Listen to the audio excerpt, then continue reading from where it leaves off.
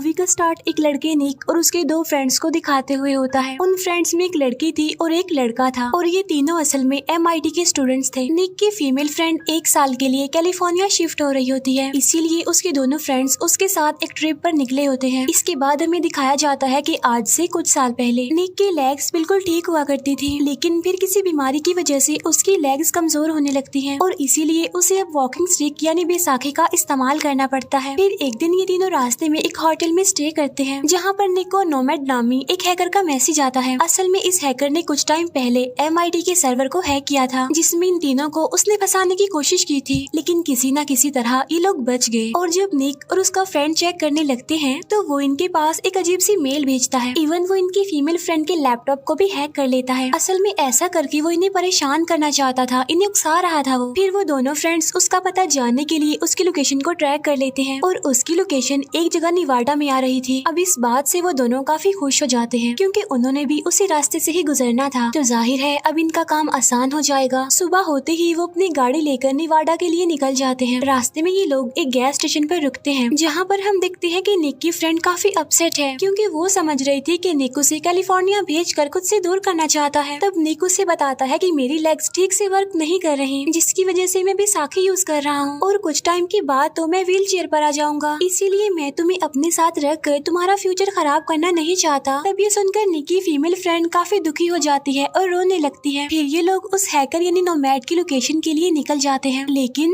वहाँ पहुँचते पहुँचते उन्हें रात हो जाती है। उन्हें नोमैड की लोकेशन एक सुनसान जगह पर एक पुराने कैबिन में मिलती है। तब निक और उसका फ्रेंड अपने फीमेल फ्रेंड को गाड़ी में ही वेट करने के लिए कहते हैं और खुद वो लोग लाइट्स और कैमरास लेकर घर के अंदर चेक करने के लिए जाते हैं, लेकिन इन्हें वहाँ पर कोई भी नहीं मिलता। तभी इन्हें अपनी फीमेल फ्रेंड की चिल्लाने की आवाज सुनाई देती है। तब ये दोनों जल्दी से अपनी गाड़ी के पास आ जाते हैं और देखते हैं कि उनकी फीमेल फ्रेंड वहाँ पर नहीं है, जिसकी वजह से वो दोनों काफी परेशान हो जाते हैं। और तभी निक को कोई आवाज सुनाई देती है और जब वो चेक करता है तो कोई उनकी फीमेल फ्रेंड को ऊपर खींच लेता है। तब अचानक से वहाँ पर तेज व्हाइट कलर की लाइट आती है और वो तीनों वहाँ से गायब हो जाते हैं। फिर नेक्स्ट सीन में जब निक को होश आती है तो वो खुद को एक रिसर्च फैसिलिटी में एक व्हील चेयर पर पाता है, जहाँ की सारी चीजें काफी मॉडर्न और काफी एडवांस थी, लेकिन वहाँ के सारे लोगों ने प्रोटेक्टिव सूट पहने होते हैं। फिर कुछ टाइम बाद एक डॉक्टर निक से कुछ क्वेश्चंस करने आता है, जहाँ पर निक को ऐसा फील होता है जैसे वो मूव नहीं कर पा रहा। इसीलिए वो उस डॉक्टर से पूछता है कि हमारे साथ क्या हो रहा है, जिस पर वो डॉक्टर बताता है कि तुम लोग EVE यानी एक्स्ट्रा टेरेस्ट्रियल बायोलॉजिकल एंटिटी के टच में आ गए हो, क्योंकि उस हैकर यानी नोमैड ने जो सिग्नल्स तुम्हारे पास भेजे थे वो कोई आम सिग्नल्स नहीं थे, बल्कि वो एलियन सिग्नल्स थे जो कि मैसेज के थ्रू तुम तक भेजे गए। और इसी के बारे में रिसर्च करने के लिए मेरी टीम तुम्हें यहाँ लेकर आई है। लेकिन निक को तो उसकी कोई बात समझ नहीं आती। वो कहता है कि मैं अपने फ्रेंड से मिलना चाहता हूँ, लेकिन वो डॉक्टर निक को उसके फ्रेंड से मिलने से भी मना कर देता है। इसके बाद वो डॉक्टर वहाँ से चला जाता है। तभी निक अपने हाथ पर एक नंबर वाला टैटू नोटिस करता है और वो नंबर थे 2,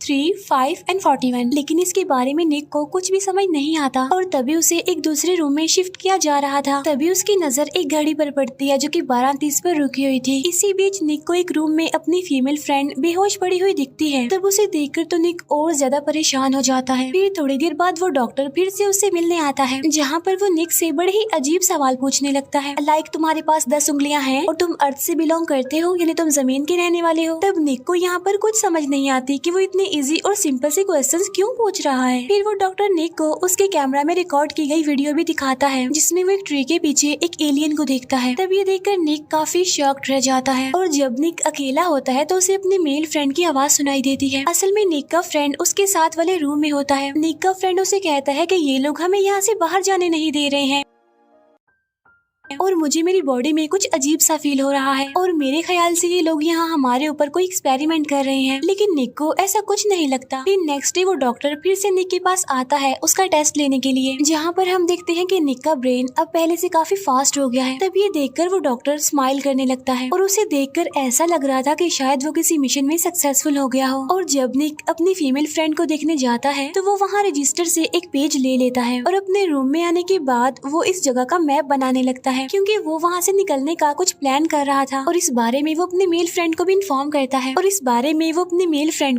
करता है तब निक का फ्रेंड उसे कहता है कि ये लोग हमारी बॉडीज के साथ कुछ कर रहे हैं, यानी हमारी बॉडीज में कुछ डालने की कोशिश की जा रही है और इसीलिए मैं अपने हाथों को फील नहीं कर पा रहा कि वो मेरी बॉडी के साथ हैं भी या नहीं। लेकिन निक को इस बात का भी यकीन नहीं आता। फिर हम देखते हैं कि रिसर्च फैसिलिटी की एक दूसरी जगह पर एक गाय पर एक्सपेरिमेंट किया जा रहा था, लेकिन तभी वहाँ कोई हलचल होने लगती है जिससे वहाँ का सिक्योरिटी अलार्म बजने लगता है। तब अनाउंसमेंट से पता चलता है कि फैसिलिटी से कोई सब्जेक्ट भाग गया है, जिसकी वजह से वहाँ के सारे लोग काफी डर जाते हैं, काफी घबरा जाते हैं। तभी निक देखता है कि किसी चीज ने वहाँ की दीवारें तोड़ दी हैं। इसके बाद निक उस डॉक्टर से मिलता है। वो डॉक्टर निक से पूछता है कि क्या तुम अपनी लेग्स को फील कर पा रहे हो, जिस पर निक इसका कोई जवाब नहीं देता और वो डॉक्टर से अपने मेल फ्रेंड के बारे में पूछने लगता है, जिस पर वो डॉक्टर कहता है कि हम तुम्हारे फ्रेंड को यहाँ पर नहीं लाए। तब ये सुनकर निक परेशान हो जाता है क्योंकि उसने अपने फ्रेंड से बात जो की थी। फिर निक किसी तरह करके अपनी फीमेल फ्रेंड के साथ वहाँ से भागने की कोशिश करता है, लेकिन उस डॉक्टर को इस बारे में पता चल जाता है। उधर निक भी किसी तरह एग्जिट डोर तक पहुँच जाता है, लेकिन उसका हाथ सिक्योरिटी पिन तक नहीं पहुँच पा रहा था। तब डॉक्टर की टीम वहाँ पर आकर उन दोनों को पकड़ लेती है और उन दोनों को एक फैसिलिटी के अंदर बंद कर दिया जाता है। इसके बाद डॉक्टर की टीम वहाँ पर आकर निक को जबरदस्ती अपने साथ ले जाने की कोशिश करती है, लेकिन इसी कोशिश में निक बेड से नीचे गिर जाता है। लेकिन तभी निक देखता है कि उसकी दोनों टांगों को एलियन टेक्नोलॉजी से रिप्लेस कर दिया है, जिसे देखकर निक काफी परेशान हो जाता है, काफी घबरा जाता है। लेकिन फिर वो किसी तरह खुद को संभालता है और उस एलियन टेक्नोलॉजी को यूज करके अपनी फीमेल फ्रेंड को वहाँ से लेकर भागने लगता है। और जब वो लिफ्ट में जाता है तो वो डॉक्टर भी वहाँ पर आ जाता है। डॉक्टर उसे बताता है कि तुम्हारा यहाँ से बाहर जाना किसी खतरे से खाली नहीं है, लेकिन निक उसकी कोई भी बात नहीं सुनता और एक टनल के रास्ते से गुजरकर बाहर आ जाता है, जहाँ उसकी फीमेल फ्रेंड भी अब होश में आ जाती है। इसके बाद वो दोनों एक लेडी से लिफ्ट लेते हैं और एक बार के पास रुक जाते हैं। निक अपनी फीमेल फ्रेंड को बाहर छोड़कर खुद हेल्प ढूंढने के लिए अंदर चला जाता है। निक वहाँ का फोन यूज करने की कोशिश करता है, लेकिन वहाँ पर तो नेटवर्क आ ही नहीं रहा था। तभी टीवी पर उन दोनों की भागने की न्यूज आने लगती है। इसी दौरान एक आदमी निक की फीमेल फ्रेंड को किडनैप करके उसे अपने ट्रक में लेकर भागने लगता है। तब ये देखकर निक अपनी फ्रेंड को बचाने के लिए ट्रक को रोकने की कोशिश करता है और इसी बीच ट्रक वाला आदमी निक को नीचे गिरा देता है, जिससे निक को काफी गुस्सा आता है और अब वो एलियन टेक्नोलॉजी की वजह से काफी तेज दौड़ने लगता है, जिससे वो चंद ही सेकंड में ट्रक तक पहुंच जाता है। तब इतनी ही देर में निक की फीमेल फ्रेंड भी होश में आ जाती है और वो उस ट्रक वाले आदमी पर गन पॉइंट कर देती है। फिर ये दोनों उस आदमी को वहीं पर छोड़कर उसका ट्रक लेकर वहाँ से चले जाते हैं। वो डॉक्टर भी उन लोगों को पकड़ने के लिए अपनी टीम के साथ निकल गया था। वो उस लेडी को अपने साथ ले जाता है जिसने उन दोनों को लिफ्ट दी थी। तब डॉक्टर उसे निक और उसकी फीमेल फ्रेंड के बारे में पूछता है, लेकिन वो लेडी क्योंकि उनके टच में आई थी, इसीलिए थोड़ी देर बाद उसका बिहेवियर अजीब हो जाता है। तभी निक देखता है कि रास्ता आगे जाकर बिल्कुल खत्म हो गया है। तब इसकी वजह से वो दोनों काफी परेशान होने लगते हैं, लेकिन निक फिर कोई दूसरा रास्ता ढूंढने लगता है।